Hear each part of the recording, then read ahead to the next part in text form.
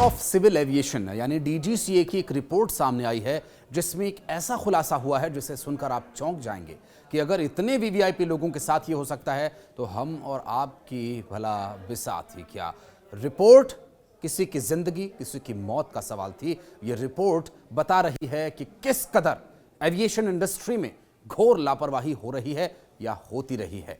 नमस्कार, मैं हूं आशीष त्रिपाठी आपके साथ और न्यूज़ 18 के इस स्पेशल वीडियो में आपको बताएंगे कि सोनिया गांधी और राहुल गांधी की जान 45 मिनट तक आखिर क्यों खतरे में पड़ी रही और कैसे मौत के मुंह से वो निकल कर आए बाहर। क्या पायलट की सूझबूझ से उनकी जान बच सकी या फिर यूं कहें कि वक्त उनका था इसलिए वो बच गए। क्योंकि जिस घटना ने इस रिपोर्ट में इस घटना का खुलासा हुआ है उसके बाद बहुत मुश्किल होता है अमूमन इस तरह से बचकर निकल पाना। दरअसल बात है पिछले साल यानी 2023 की। जुलाई 2023 में जब लोकसभा चुनाव के लिए लगातार प्रचार में जुटे हुए थे राहुल गांधी और सोनिया गांधी, उस वक्त बेंगलुरु से उन्होंने उड़ान भरी और उन्हें पहले उतरना था अपने गंतव्य पर, लेकिन उस गंतव्य से पहले ही कुछ ऐसी परिस्थितियां बनी जिससे ये पता चला कि अब ये विमान गंतव्य तक नहीं पहुंच पाएगा। संभवतः उस वक्त दिल्ली उन्हें जाना था, लेकिन इस विमान को पहले ही उतारना पड़ा नागपुर में। लेकिन नागपुर जब वो पहुंचे तो वहां मौसम खराब था और वहां की एटीसी ने उन्हें उतरने की परमिशन नहीं दी और जैसे तैसे ये विमान भोपाल के राजा भोज एयरपोर्ट पर लैंड किया।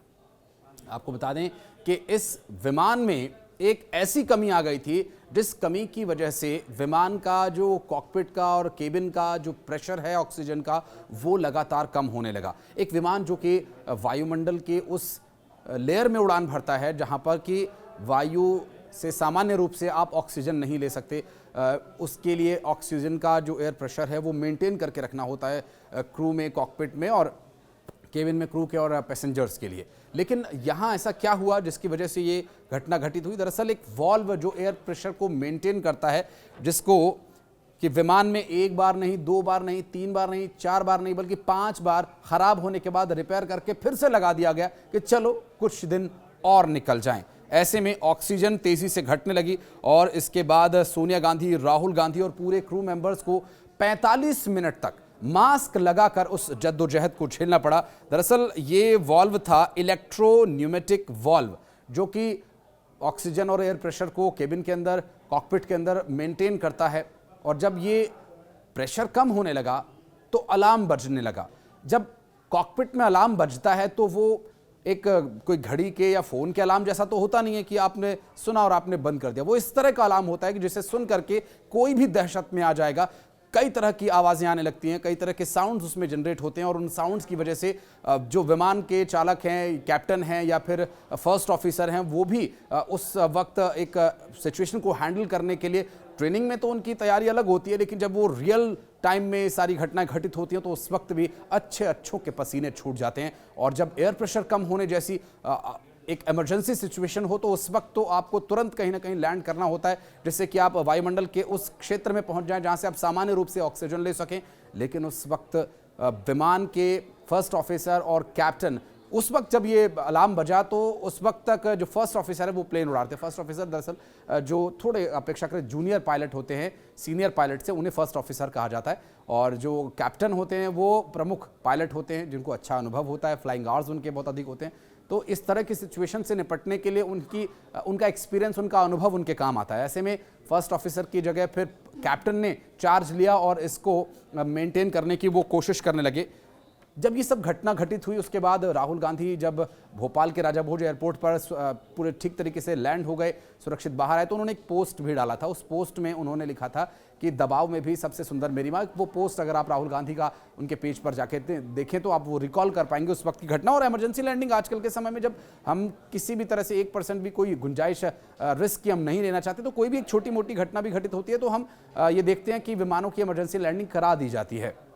लेकिन उस वक्त ये बात इतने सामने नहीं आई थी कि इतना भयंकर या इतना गंभीर ये मामला हो सकता है, जो कि अब जांच रिपोर्ट में सामने आया। दरअसल जांच के बाद दिसंबर 2023 में report directorate of civil aviation यानी डीजीसीए को सौंप दी गई है और हालांकि खुलासा ये हुआ और न्यूज़ 18 के पास उस रिपोर्ट की पूरी कॉपी मौजूद है। ब्लैक बॉक्स में जो बातचीत हुई है, जो कॉकपिट के अंदर बातचीत फर्स्ट ऑफिसर और कैप्टन के बीच होती है, एटीसी से जो बातचीत होती है, ये सारी बातचीत वहाँ पर उनकी रिकॉर्ड हुई है और इसमें सारा ब्यौरा भी मौजूद है। मैं आपको पूरी सारणी के साथ बताता हूं कि हुआ क्या था। विमान ने शाम 5:45 पर बेंगलुरु से दिल्ली के लिए उड़ान भरी थी और शाम 6:27 पर यह विमान 43,008 फीट की ऊंचाई पर उड़ रहा था और पायलट को टर्बुलेंस का जब अनुभव हुआ तो उन्होंने एयर प्रेशर घटाने की सोची, क्योंकि एयर प्रेशर मेंटेन करना होता ताकि टर्बुलेंस कम से कम इंपैक्ट करे।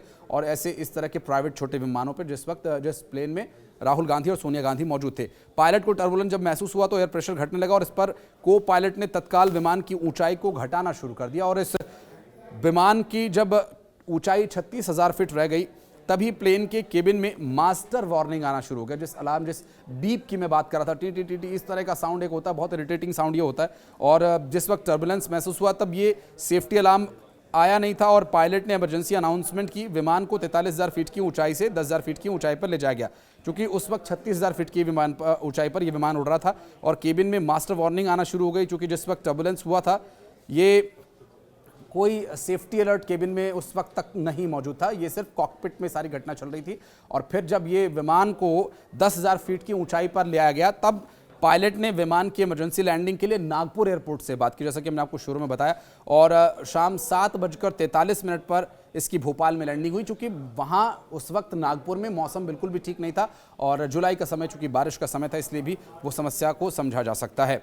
और इस पूरे घटनाक्रम के दौरान जब इस बारे में जांच रिपोर्ट के संबंध में कोई कमेंट नहीं किए जाने की बात सामने आई थी, क्योंकि उस वक्त क्या कुछ चल रहा था, क्या है उसमें जांच की बात, तब जांच होगी ऐसा कहा जा रहा था और तब तक ये कोई बात बाहर नहीं आई थी। लेकिन जो अब डीजीसीए को रिपोर्ट सौंपी गई, उस रिपोर्ट में जो खुलासा हुआ है ये हैरान कर देने वाला है। डीजीसीए की रिपोर्ट में ये खुलासा हुआ है कि एशले एविएशन के एयरक्राफ्ट फाल्कन 2000 VT-HGL का ये न्यूमेटिक और इलेक्ट्रोन्यूमेटिक वाल्व बार बार खराब हो रहा है।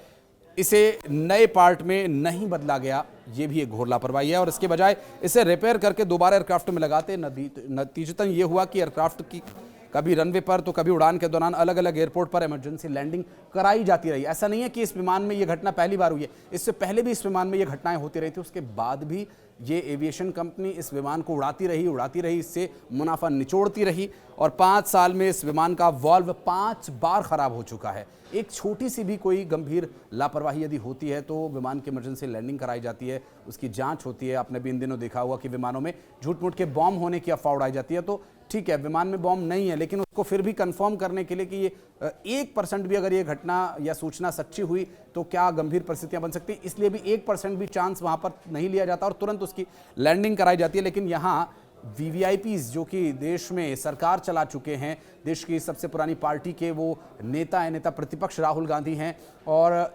सोनिया गांधी जैसी बड़ी शख्सियतें उस प्लेन में मौजूद हैं और इतनी बड़ी और घोर लापरवाही, इस पर तो सवाल उठता है। आप इस बारे में कुछ कहना चाहें तो कमेंट सेक्शन में आप बताइएगा। लेकिन ये सब कुछ होता रहा और 43,000 फीट की ऊंचाई पर केबिन का जो प्रेशर है वो कम होना एक बहुत ही गंभीर स्थिति है और इस ऊंचाई पर केवल 10 से 12 सेकंड में ही इंसान अचेत हो सकता है, वो बेसुध हो सकता है ऑक्सीजन की कमी की वजह से।